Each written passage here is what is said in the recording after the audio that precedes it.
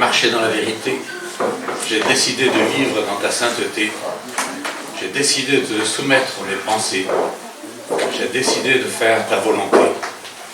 Jésus-Christ, je te suivrai jour après jour. Tu seras mon bouclier, mon secours. Si je tombe, ta main me soutiendra et je sais que tu seras toujours là. Et ce que je vous propose donc de chanter pour commencer et pour nous rappeler que si nous sommes ici, c'est effectivement parce que nous voulons connaître la vérité, nous connaissons la vérité, cette vérité qui nous amène au Seigneur Jésus. J'ai décidé de marcher dans ta vérité.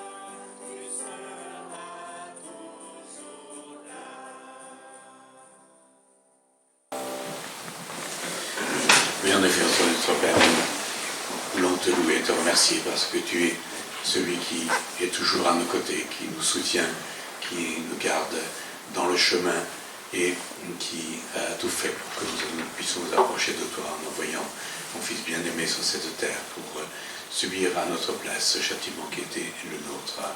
Et nous voulons ainsi te suivre jour après jour, que tu nous donnes cette force parce que nous savons qu'en nous, il n'y en a pas, mais que nous avons toutes ressources en toi-même et en ta grâce. Nous voulons ainsi confier en toi encore pour cette heure, te remettre aussi tous ceux qui sont empêchés par quelques vicissitudes de cette vie, par le découragement aussi peut-être, que tu te tiennes ainsi près de chacun, pour en fortifier ainsi toutes les âmes. Te remettons tout cela encore devant toi et ta grâce t'adresse encore cette prière dans le précieux de ton Seigneur Sauveur Jésus. Amen. Amen. Et ainsi, ce que nous voulons, c'est rendre la gloire à Dieu. À Dieu soit la gloire pour son grand amour. En lui, je veux croire jusqu'au dernier jour. Jésus, à ma place, mourut sur la croix. Il m'offre sa grâce et je la reçois.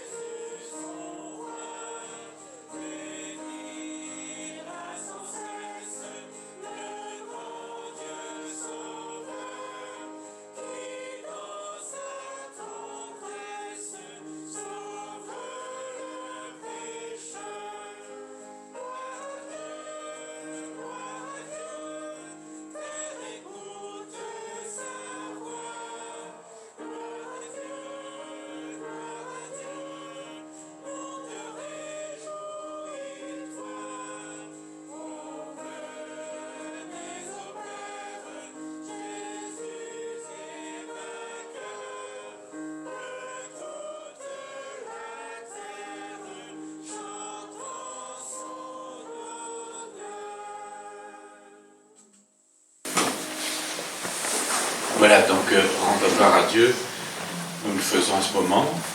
Il y a beaucoup de façons de pouvoir lui rendre gloire, et on peut lui rendre gloire aussi par toute notre générosité.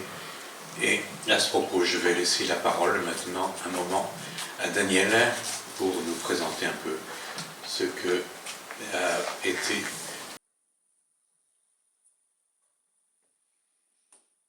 grandes et merveilleuses sont toutes tes œuvres. Ô Seigneur notre Dieu Tout-Puissant, juste et véritable dans toute ta volonté, toi le roi éternel, qui sur la terre et dans le ciel est semblable à toi, tu règnes sur tout l'univers, Dieu d'Israël. Un jour, devant toi, tout genou fléchira, toute langue te bénira. Alléluia.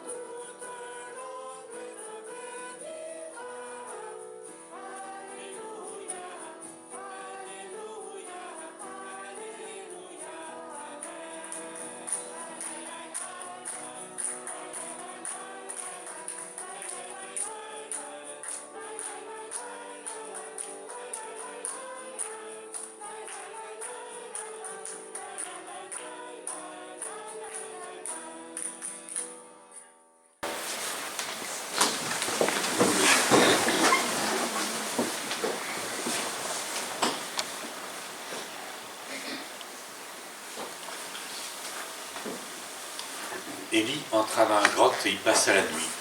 Et soudain l'Éternel lui adressa la parole en ces termes. « Que viens-tu faire ici, Élie ?» Et il répondit, « J'ai ardemment défendu la cause de l'Éternel, le Dieu des armées célestes, car les Israélites ont abandonné ton alliance, et ils ont renversé des autels, ils ont massacré tes prophètes, je suis le seul qui reste, et voilà qui cherche à prendre ma vie. » L'Éternel lui dit, « Sors et tiens-toi sur la montagne devant l'Éternel. » Et voici que l'Éternel passa. Devant lui soufflait un vent si violent qu'il fendait les montagnes et fracassait les rochers. Mais l'Éternel n'était pas dans l'ouragan. Après l'ouragan, il y eut un tremblement de terre, mais l'Éternel n'était pas dans ce tremblement de terre. Après cela, il y eut un feu. L'Éternel n'était pas dans ce feu. Enfin, après ce feu, ce fut un bruissement doux et léger. Dès qu'Élie l'entendit, il se couvrit le visage d'un pan de son manteau et sortit se placer à l'entrée de la grotte. Et voici que quelqu'un s'adressa à lui. « Que fais-tu ici, Élie ?» Et il répondit, « J'ai ardemment défendu la cause de l'Éternel, le Dieu des armées célestes, car les Israélites ont abandonné ton alliance et ont renversé tes autels. Ils Ils ont massacré des prophètes, je suis le seul qui reste, et les voilà qui cherchent à prendre ma vie. Et voilà donc...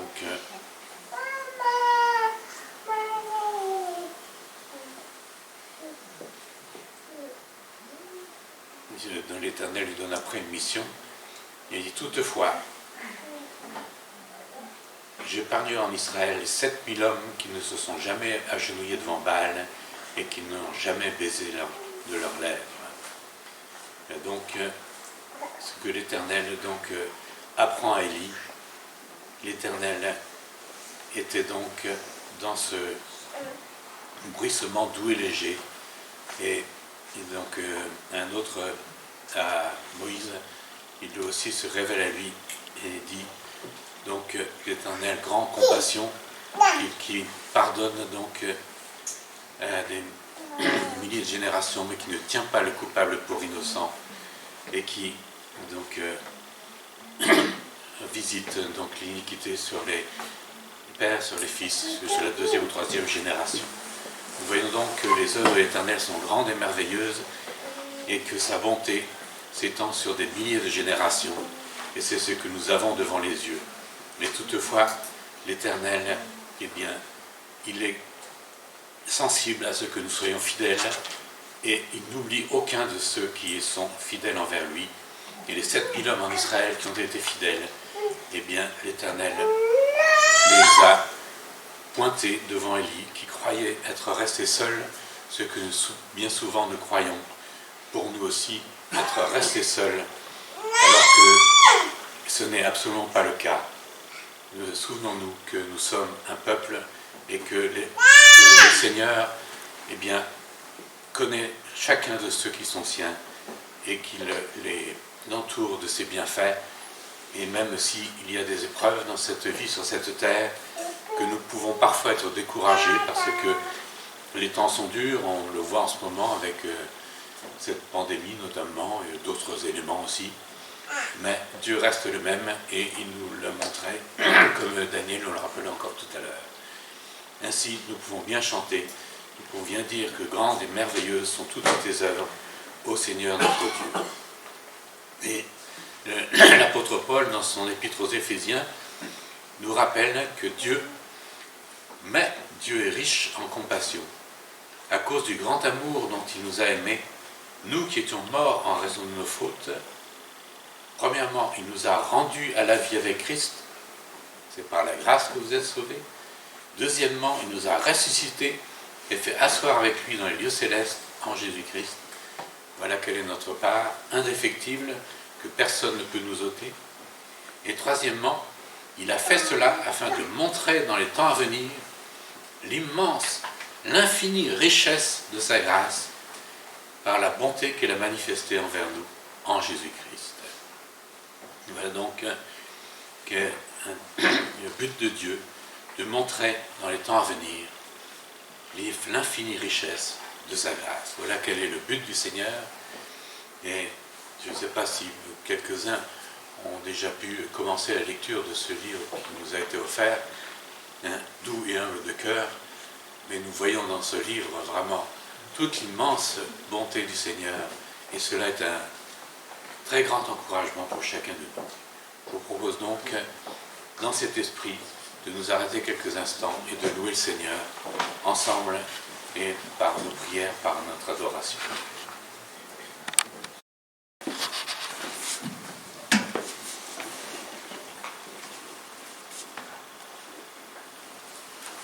Je suis né pour t'aimer, je suis né pour te louer. Tout est dit. Seigneur, tu es tellement bon.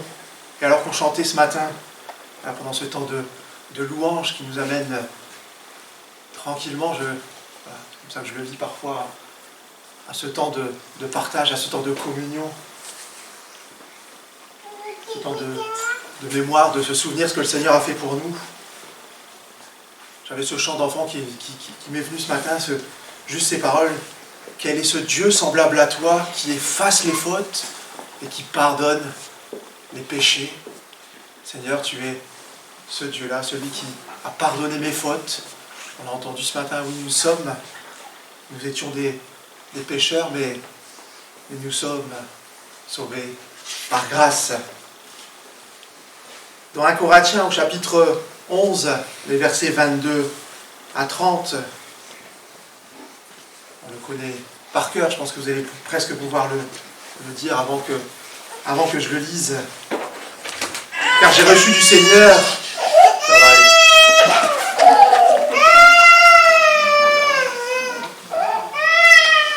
Car j'ai reçu du Seigneur ce que je vous ai enseigné, c'est que le Seigneur Jésus, dans la nuit où il fut livré, prit du pain. Et après avoir rendu grâce, le rompit et dit, « Ceci est mon corps qui est rompu pour vous. Faites ceci en mémoire de moi. » De même, après avoir soupé, il prit la coupe et il dit, « Cette coupe est la nouvelle alliance en mon sang. Faites ceci en mémoire de moi toutes les fois que vous en boirez. Car toutes les fois que vous mangez ce pain et que vous buvez cette coupe, vous annoncez la mort du Seigneur, jusqu'à ce qu'il vienne. C'est pourquoi celui qui mangera le pain ou boira la coupe du Seigneur indignement sera coupable envers le corps et le sang de Christ. Que chacun donc s'éprouve soi-même, et qu'ainsi il mange du pain et boive de la coupe. Car celui qui mange et boit sans discerner le corps de Christ, mange et boit un jugement contre lui-même. C'est pour cela qu'il y a parmi vous beaucoup d'infirmes et de malades, et qu'un grand nombre sont morts. Il fut livré, prit du pain, et après avoir rendu grâce, le rompit. On peut se demander, mais pourquoi tous les dimanches, à chaque fois qu'on se réunit, pourquoi on se repartage ce pain et ce vin, et en tant que chrétien, en tant que croyant, effectivement, je pense que vous avez encore plus d'expérience que moi, vous connaissez ce que représente ce repas. Et parfois on pense savoir, et je pense que des fois on oublie un petit peu ou on le fait par habitude. On aime se rappeler que la Sainte Seine, et là j'ai rien inventé, le mot Seine veut dire repas, Sainte Seine, donc le repas, et ce repas qui devient saint à travers la présence de Jésus. Les évangiles présentent ce repas comme étant le dernier des apôtres avec Jésus, avant qu'il n'aille sur la croix pour accomplir ce sacrifice pour tous ceux qui vont placer leur confiance en lui. Peut-être que ce matin, tu penses que tu n'es pas assez juste pour pouvoir être sauvé. Que tu as tellement fait de mal autour de toi que le Seigneur ne peut rien pour toi. C'est tellement gravé dans ton cœur que tu dis, mais qui peut faire quelque chose pour moi ce matin?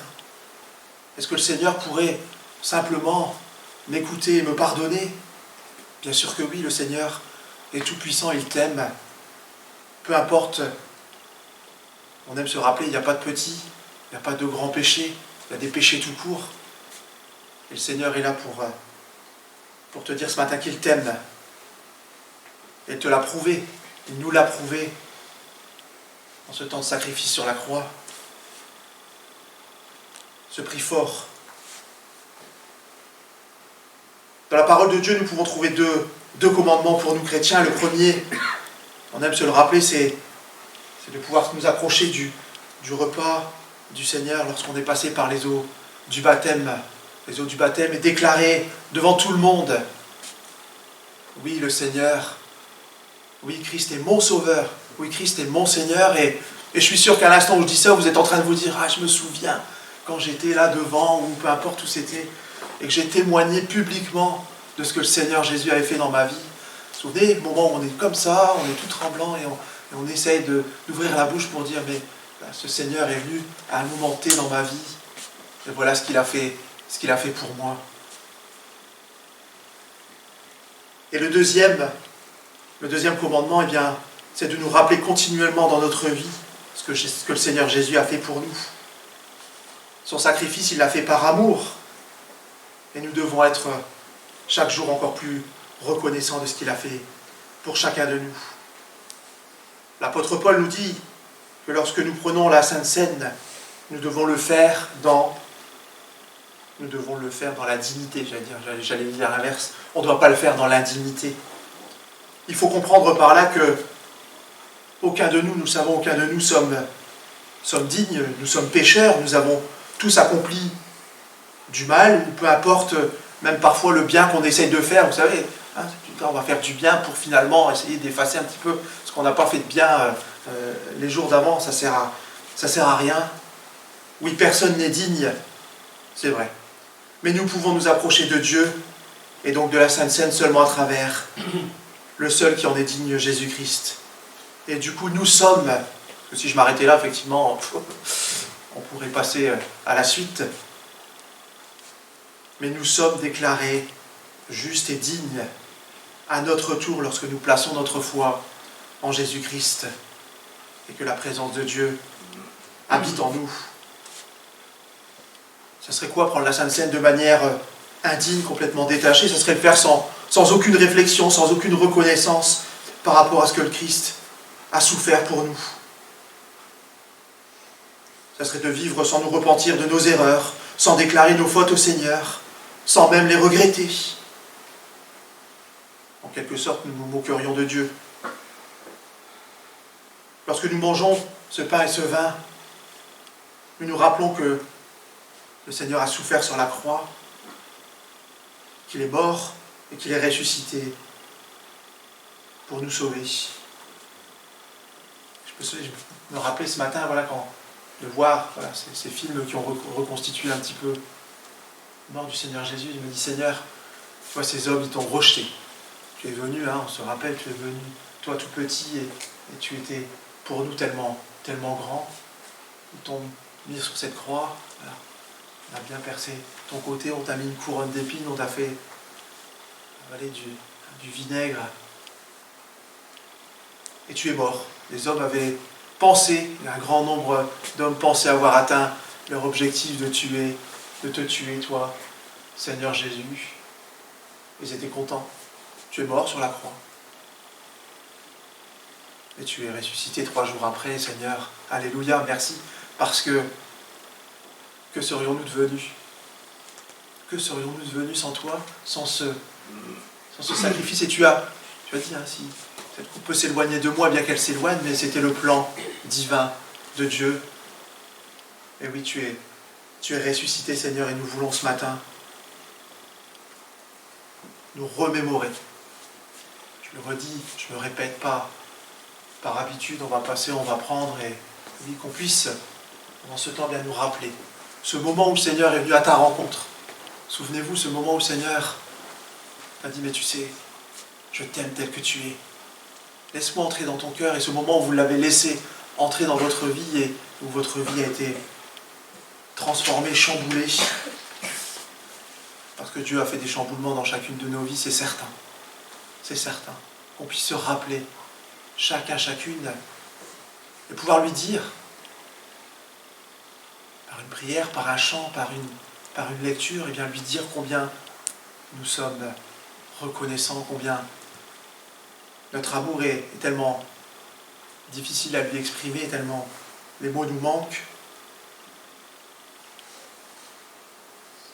Seigneur, nous voulons maintenant te remettre ces éléments que nous allons prendre ensemble dans la communion fraternelle. D'un même esprit, d'un même cœur, Seigneur.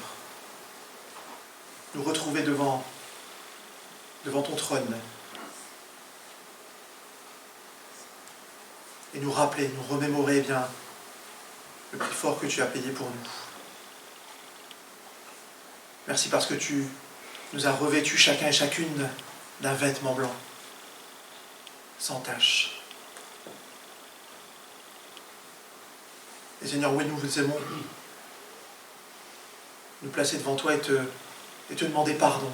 Demander pardon parce que parfois ce vêtement blanc que tu nous as donné, bien,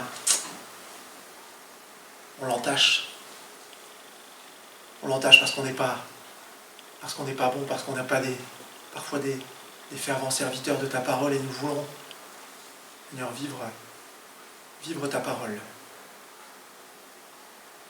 Seigneur, je veux te remettre maintenant ce pain que nous allons prendre ensemble, symbole de ton corps brisé pour nous. On a chanté tout à l'heure, brise-moi, façonne-moi. Jésus, tu es le potier. Brise-moi, toi, tu sais ce que c'est, tu as été brisé dans ton corps. Seigneur, toute la gloire te revienne, Père. Dans le beau nom de Jésus, Père. Amen.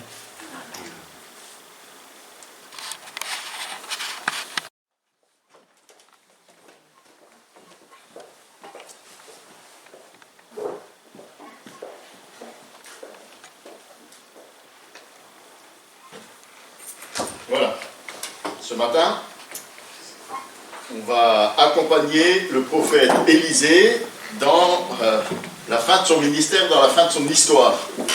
On arrive enfin à la fin de cette longue série de prédications sur le prophète Élisée. Et on va lire au chapitre 13 de 2 Rois, les versets 14 à 25, et voilà, comme d'habitude, hein, si quelqu'un ou quelqu'une souhaite venir faire la lecture, j'en serai reconnaissant. Alors je suis aussi reconnaissant de vous voir chacun et chacune ce matin. Que vous soyez des habitués ou que vous soyez là de manière exceptionnelle. Mais il y en a quelques-uns que je vois avec encore plus de plaisir. Hein. Je pense à Jonathan, Mathilde et les enfants. Alors, je voudrais pouvoir prendre le temps ce matin de vous saluer à la mode Bariba. Hein. Ipunendo. Ah, voilà, super, hein. Et après de développer tous les Anna, hein. Anna voici, Anna Bibou, Anna, enfin tous ceux que j'ai oubliés, hein, mais qui peuvent prendre un certain temps.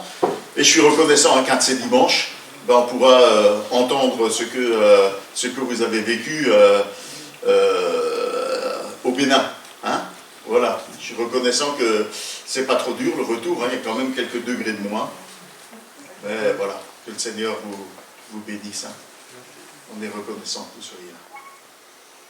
Un lecteur, une lectrice? Merci Paul. Le micro est habitué à toi? Oui, bah allons-y. Alors 14 à 25. Élisée était atteint de la maladie dont il mourut, quand Joas, le roi d'Israël, lui rendit visite.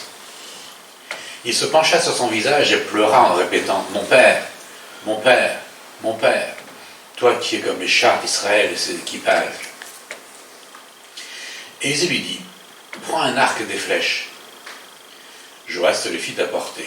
Puis Élisée lui ordonna « Tends l'arc. » Quand il eut tendu, Élisée posa ses mains sur celles du roi et dit « Ouvre la fenêtre du côté de l'est. » Joas l'ouvrit, puis Élisée commanda « Tire. » Il tira. Élisée s'écria « C'est la flèche de la victoire de l'Éternel, la flèche de la victoire contre les Syriens. Oui, tu battras les Syriens à Aphek jusqu'à leur extermination. » Élisée ajouta « Prends maintenant d'autres flèches. » Il les prit. « Frappe contre le sol. » Le roi d'Israël frappa 3 coups et s'arrêta. L'homme de Dieu se mit en colère contre lui et lui déclara « Il fallait frapper 5 ou 6 coups. Alors, tu aurais vaincu les Syriens jusqu'à leur extermination, tandis qu'à présent, tu ne les battras que 3 fois. » Élisée mourut et fut enterré. L'année suivante, des bandes de pierres moabites firent une incursion dans le pays. On était en train d'enterrer un mort quand tout à coup, on vit venir une de ces bandes. Alors on jeta le corps en hâte dans la tombe d'Élisée. Au contact des ossements du prophète, le mort reprit vie et se dressa sur ses pieds. Pendant tout le règne de Joachaz, Hazaël, roi de Syrie, avait opprimé les Israélites. Mais l'Éternel leur témoigna sa grâce. Il eut de la compassion pour eux et leur vint en aide à cause de son alliance avec Abraham, Isaac et Jacob. À cette époque, il ne voulut pas les détruire et ne voulut pas encore les exiler loin de sa présence. Hazaël, roi de Syrie, mourut et son fils Ben-Hadad lui succéda sur le trône. Alors Joas, fils de Joachaz, reprit à Ben-Hadad, le fils de Hazaël, les villes enlevées par ce dernier à son père Joachaz à la suite des guerres. Joas le bâtit à 3 reprises et reconquit les villes d'Israël. Merci Paul. Récit encore étonnant ce matin, hein? Vous ne trouvez pas? Oui. Alors on s'intéresse à ce texte qui nous rapporte la fin de la vie et la fin du ministère d'Élisée. Dimanche dernier, nous avons vu comment Élisée est allé auprès roi de Syrie, Hazaël, comment il a envoyé un de ses disciples vers Jéhu pour l'oindre comme roi d'Israël. Et on a vu que ces onctions introduisaient une période de colère et de jugement de la part de Dieu sur Israël. Suite à cela, on ne parle plus du tout d'Élisée dans la suite du récit. Il y a là un long silence de la part de Dieu et de la part du prophète Élisée. Le texte développe tous ces, je vous l'ai dit la dernière fois, tous ces massacres, bains de sang, comment le jugement s'opère contre la maison d'Israël. Et cette période, elle est estimée entre 43 et 45 ans. Élisée est désormais un vieillard. Il a probablement atteint, voire dépassé les 80 ans. Et d'un seul coup, l'auteur remet le prophète sur le devant de la scène. Alors la Bible nous rapporte plusieurs temps de silence de la part de Dieu. Ces temps de silence qui ouvrent sur sa manifestation subite, inattendue, la manifestation de sa grâce et de sa puissance en faveur de son peuple.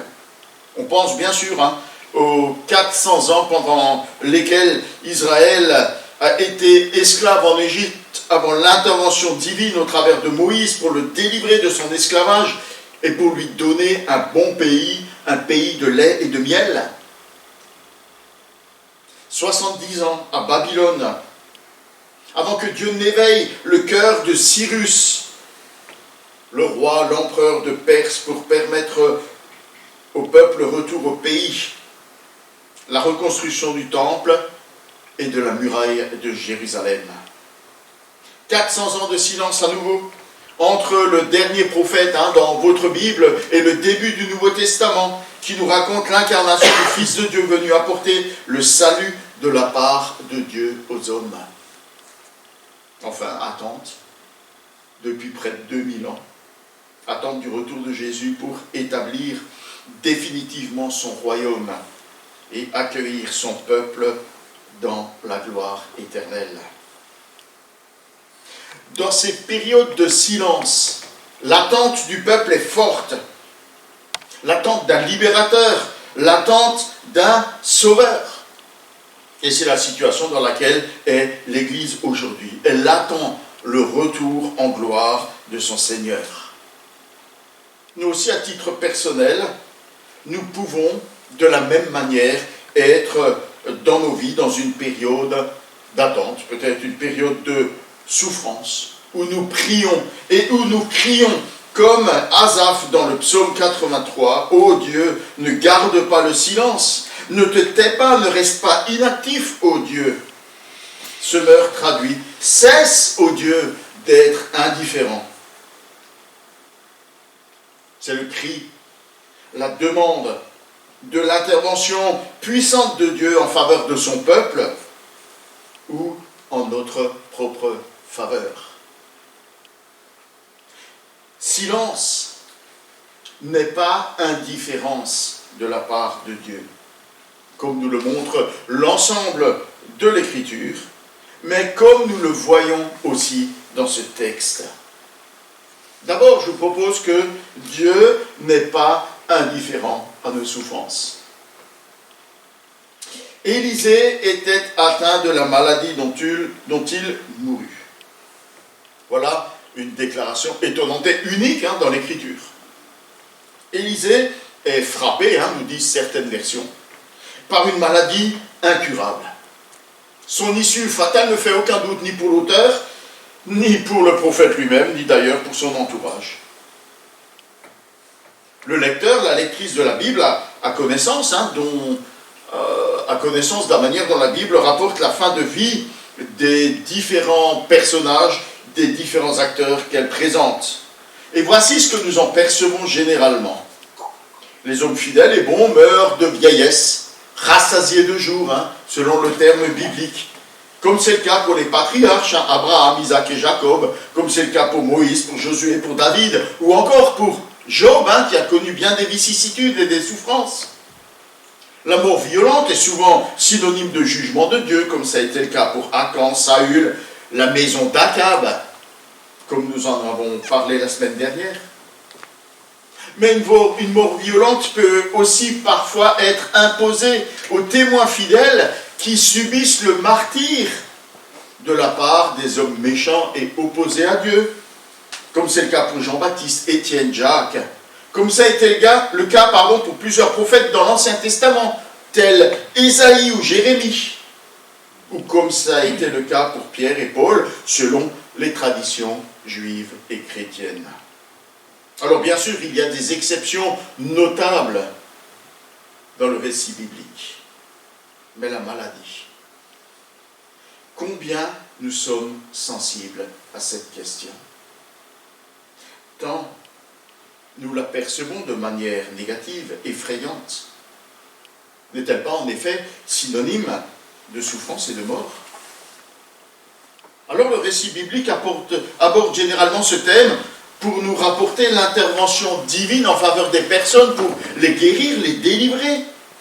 Comme ça a été le cas pour le roi Ézéchias, qui a eu un rabbin de 15 années, où on voit tout au long de l'Ancien Testament et du Nouveau Testament un grand nombre de guérisons. Élisée lui-même a guéri des malades, comme Naaman, le Syrien lépreux, et il a même ressuscité un mort. Comment peut-il être victime de la maladie? Mais parce que de toute évidence, le fait d'être touché par la maladie n'est pas lié à notre niveau de fidélité au Seigneur. La maladie est liée à notre état d'être humain exposé aux conséquences malheureuses et générales du péché dont la maladie fait partie.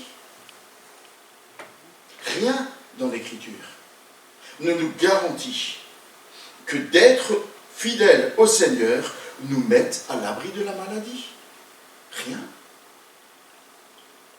Elle n'est qu'un des aléas malheureux de la vie que le Seigneur peut permettre dans nos vies. Alors Dieu intervient assurément en notre faveur quand nous sommes malades. Parfois pour nous accorder la guérison, mais pas toujours.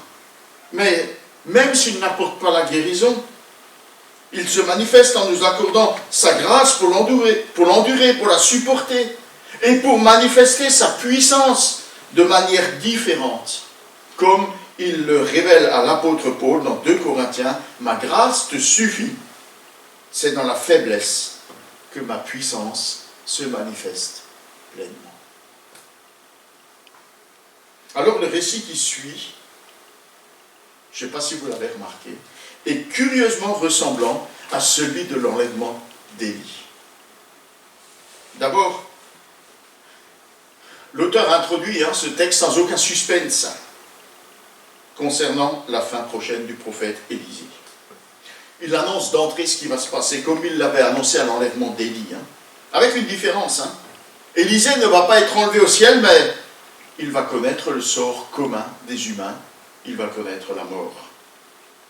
Ensuite, on y trouve cette même exclamation, « Mon Père, mon Père, mon Père », suivie de cette même complainte, « Toi qui es comme les chars d'Israël et ses équipages ». C'est le même titre de respect et d'affection Père, et c'est la même reconnaissance que le ministère d'Élisée de la part de l'Éternel comme une protection pour le peuple d'Israël. Comme cela l'a été pour le prophète Élie. Et donc Élisée a été le digne successeur d'Élie. Cette protection, maintenant, est sur le point de disparaître. Mais là aussi, il y a une différence, et cette différence, elle est de taille. Élisée, qui a accompagné Élie jusqu'au dernier moment, jusqu'à ce qu'il soit enlevé, il était un disciple fidèle. Mais le visiteur qui est là, ce visiteur de la dernière heure, qui se trouve auprès d'Élisée, qui vient le visiter, n'est autre que Joas, le roi impie d'Israël.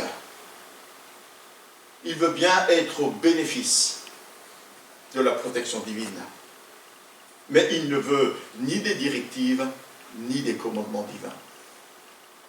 Néanmoins, cette heure ultime, comme Dieu a accordé un bienfait à Élisée, il veut ici accorder un bienfait à ce roi. Alors, de manière symbolique, par un arc et des flèches, Élisée annonce au roi la victoire sur l'ennemi syrien. À cette époque, lancer une flèche en direction d'un territoire était l'équivalent soit d'une déclaration de guerre, soit de la prise de possession de ce territoire. Alors, je ne sais pas si vous imaginez la scène, alors que le roi, il a tendu son arc, on ne les gardait pas tendus pour pas qu'ils perdent leur élasticité, donc il lui demande de bander l'arc, donc il accroche son fil, et puis il lui demande d'ouvrir la fenêtre et de présenter une flèche sur son arc, de le tendre, et il vient poser ses mains sur les mains du roi. Il l'accompagne dans son geste, pour lui indiquer que Dieu sera avec Joas, pour le guider, pour le soutenir, pour l'affermir au combat, lui et son peuple, afin de leur accorder la victoire. Il le fera avec le soutien de Dieu. Mais alors que le prophète lui demande de frapper le sol avec d'autres flèches, Joas s'arrête au bout du 3e coup,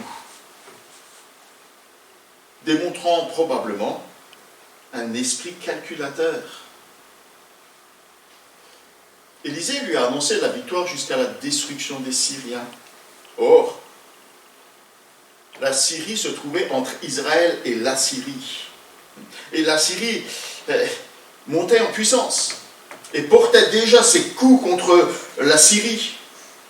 Alors, Joas, certainement, dans son esprit, il s'est dit, je ne vais pas détruire la Syrie, elle pourrait jouer un rôle de tampon entre la Syrie et Israël. C'est plus sûr, n'est-ce pas? Certains comprennent que simplement, il a fait preuve d'un manque de foi. Mais comme nous l'avons souligné plus haut, Joas ne craint pas Dieu. S'il veut bien de sa protection, il ne veut pas se soumettre à lui. Évidemment, Élisée ne voit pas d'un bon œil ce calcul politique. Car la vraie paix ne peut pas avoir lieu sans le jugement des méchants. Néanmoins, comme c'est au travers d'Élisée que Dieu a mis en œuvre le jugement, c'est à nouveau au travers d'Élisée que Dieu accorde cette trêve à Israël, en faisant cesser le massacre du peuple, en retournant les victoires au profit d'Israël. Ainsi, c'est Élisée. Et c'est la grâce de Dieu qui ont le dernier mot, mettant un terme aux souffrances du peuple de Dieu. C'est une référence à ce texte que nous a lu Paul tout à l'heure, cette référence aux 7000 en Israël qui n'ont pas plié le genou devant Baal et que Dieu a promis d'épargner. C'est cette prophétie qui a été mise en œuvre par Élisée. Est-ce que vous voyez, est-ce que vous sentez l'encouragement qu'il y a dans ces lignes? La souffrance, non pas le dernier mot dans nos vies. Ce n'est pas la souffrance qui aura le dernier mot. C'est la grâce de Dieu qui aura le dernier mot dans nos vies. C'est une certitude absolue. Dieu n'est pas indifférent à nos souffrances. Il n'est pas non plus indifférent à la mort. Normalement, enfin, ça s'est toujours vu et ça continue à se vérifier, le ministère d'un homme de Dieu s'arrête avant ou au plus tard, au moment de sa mort. Maintenant, il y a la retraite, on peut s'arrêter avant. Mais à cette époque-là, c'était au moment de sa mort. Élisée fait exception, parce que son ministère se poursuit au-delà de sa mort. C'est ce que nous rapporte le texte. Alors, lorsqu'il décède, on le met, comme tout un chacun, dans un tombeau. Et normalement, ici, apparaît le générique de fin, l'histoire est finie, il est mort, c'est terminé. Mais Élisée va encore faire parler de lui. Une année plus tard, le corps d'un homme décédé est jeté activement dans son tombeau, sous la pression menaçante d'une bande de pillards moabites. Et alors que ce corps entre en contact avec les os d'Élisée, il reprend vie et il sort de la tombe. C'est difficile ici, hein, de ne pas faire le parallèle avec la vie, le ministère, la mort et la résurrection de Jésus-Christ. Sa mort n'était pas la fin. Par sa mort, Jésus a acquis pour nous le droit à la vie. La résurrection de cet homme en est l'annonce. La résurrection de Jésus en est la garantie. La mort ne l'a pas arrêté. Il dit, je suis la résurrection et la vie. Celui qui croit en moi vivra même s'il meurt, et celui qui croit en moi ne mourra jamais. Nous avons relevé que c'est la grâce qui a le dernier mot dans la vie de celui qui se confie en Dieu. Et avec la grâce, c'est la vie qui aura le dernier mot. Cette vie que Dieu nous a d'ores et déjà accordée en son Fils bien-aimé, Jésus-Christ, le messager et l'incarnation parfaite de la grâce de Dieu. La mort, c'est le dernier ennemi qui sera terrassé par Dieu. C'est la promesse de la résurrection et de la vie éternelle pour celles et ceux qui se confient en lui et qui se concrétisera, comme Paul nous le dit dans les Épîtres, hein, au son de la trompette, à la voix des archanges. Les morts ressusciteront et ceux qui ne sont pas morts seront transformés et nous nous élèverons ensemble à la rencontre du Seigneur dans les cieux. C'est la vie qui triomphe à la fin. Enfin, Dieu n'est pas indifférent à l'oppression de son peuple. Il reste un dernier paragraphe dans cette section qui rapporte que Joas, à la tête du peuple, va effectivement remporter les 3 victoires annoncées contre le royaume de Syrie et reconquérir toutes ces villes qui avaient été enlevées lors de la période de l'oppression qu'Israël a subie. Le texte nous dit Dieu a compassion de ce peuple. Compassion à cause de l'alliance qu'il a conclue avec Abraham, Isaac et Jacob. Parce que ce peuple, c'est le peuple de Dieu. C'est son peuple. Alors Dieu lui fait encore grâce pour le restaurer dans ses frontières. C'est conforme au texte que Paul qui m'a pris la moitié de la prédication ce matin. C'est conforme au témoignage de l'Éternel devant Moïse. Lui aussi a été emmené par Dieu sur le mont Horeb, où Dieu s'est révélé à lui en disant l'Éternel, Dieu miséricordieux et compatissant, lent à la colère, riche en bonté et en fidélité, qui conserve son amour jusqu'à 1000 générations, qui pardonne l'iniquité, la rébellion et le péché, mais qui ne tient pas le coupable pour innocent, et qui punit l'iniquité des pères sur les enfants et sur les enfants des enfants jusqu'à la 3e et la 4e génération. Un Dieu de bonté, de grâce et de miséricorde, mais aussi un Dieu de justice. C'est conforme au témoignage de David au psaume 30 et au verset 6, où il dit « Sa colère dure un instant, mais sa bienveillance toute la vie. » Est-ce que vous mesurez le poids de ce que signifie cette phrase? Sa colère ne dure qu'un instant, mais sa bienveillance dure toute la vie. Notre péché, ton péché, mon péché, ne peut pas annuler, ne peut pas triompher de la grâce et de la bienveillance de Dieu à notre égard, à ton égard, à mon égard. Et ça, c'est parce que Jésus a déjà porté et payé notre condamnation. Il a porté notre péché sur la croix, comme ça nous a été rappelé ce matin.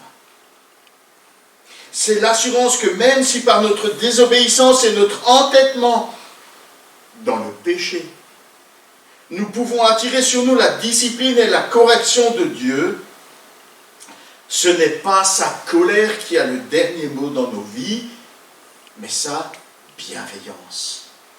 Sa colère ne dure qu'un instant, sa bienveillance dure toute la vie. Si votre enfant fait une bêtise, vous le corrigez, ça dure un moment, mais vous ne lui en voulez pas toute votre vie, n'est-ce pas? Vous ne le laissez pas au coin toute la vie. Ce serait de la maltraitance, n'est-ce pas?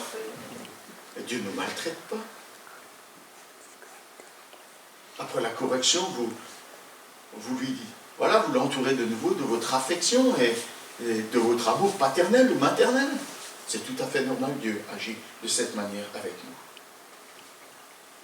C'est l'assurance d'être pleinement délivré de l'oppression. Combien ça doit être précieux pour nos frères et sœurs persécutés. Vient d'être rendu public à nouveau l'indice de persécution. Et on voit que la persécution, elle va crescendo dans notre monde. Ça ne diminue pas, ça augmente. Combien ça doit être précieux à nos frères et sœurs de savoir que ce n'est pas l'oppression qui a le dernier mot dans leur vie, mais la grâce de Dieu. Alors nous, on ne vit pas le même genre d'oppression. Nous, l'oppression qu'on peut vivre, c'est celle du mal, du péché qui veut s'imposer dans nos vies, mais qui n'aura pas le dernier mot, malgré son acharnement. C'est l'assurance que nous sommes purifiés et restaurés, et que nous jouirons de toutes les promesses qui ont été faites par Dieu, et qui sont pleinement accomplies en Jésus-Christ. Alors Élisée, c'est le prophète de la grâce, celui qui précède et qui annonce Jésus-Christ, qui est la véritable grâce incarnée, venue du Père. Par Jésus-Christ, Dieu nous accorde pleinement sa grâce. En Jésus-Christ, nous pouvons assurément saisir tous les bénéfices de la grâce offerte par Dieu. Comment ne pas conclure cette série et cette prédication par un temps de contemplation, d'adoration, de reconnaissance envers Dieu le Père et envers Jésus-Christ, notre Sauveur. Je vous propose de le faire maintenant. Et si tu n'as pas le courage de le faire à haute voix, fais-le dans le secret de ton cœur. Prenons un instant pour remercier Dieu pour cette grâce surabondante que Dieu nous a accordée en Jésus-Christ.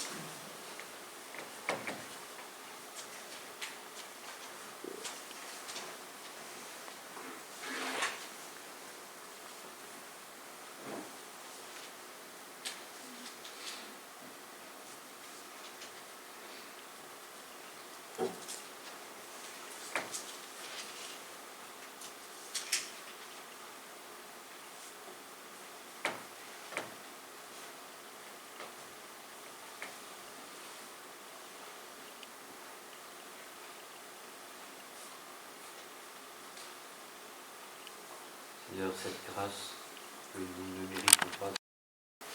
Au travers de lui, tu as répandu avec abondance et avec efficacité ta grâce sur nos vies et dans nos cœurs. Devant un amour et une grâce si grande, nous confessons que nos mots sont trop petits et trop insignifiants pour t'honorer et te glorifier à la manière dont tu es digne. Pourtant, nous nous réjouissons. Parce qu'un jour, réunis dans ta présence avec tous les rachetés, nous entonnerons ce chant nouveau, le cantique de l'agneau, par lequel, pour l'éternité, nous te célébrerons et nous t'adorerons. À Jésus-Christ, soit l'honneur, la force, la puissance, la gloire au siècle des siècles. Amen.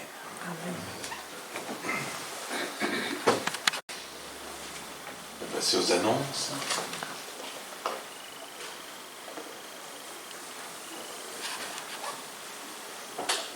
Cette semaine, étude biblique jeudi à 14h30 et 20h à l'église et par Zoom à 20h.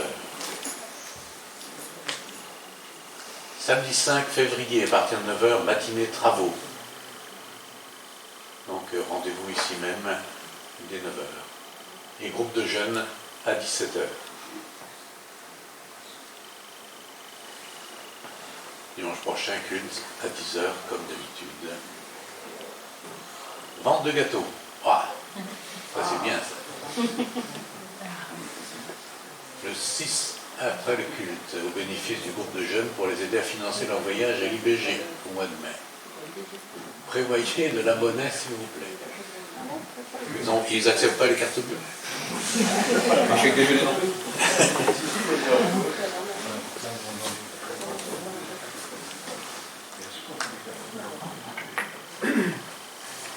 Joyeux anniversaire à Émeraude, le 25 janvier. Et on retrouve toutes les informations sur les différentes choses qu'on voit apparaître à l'écran.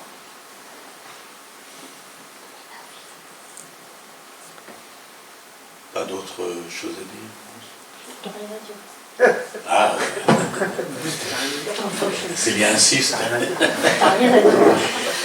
Et il paraît que j'ai un galon de plus, ainsi que Célia d'ailleurs, depuis le 26 vers 20h. Un petit David. Ce qui signifie, pour ceux qui l'ont oublié, aimé de Dieu.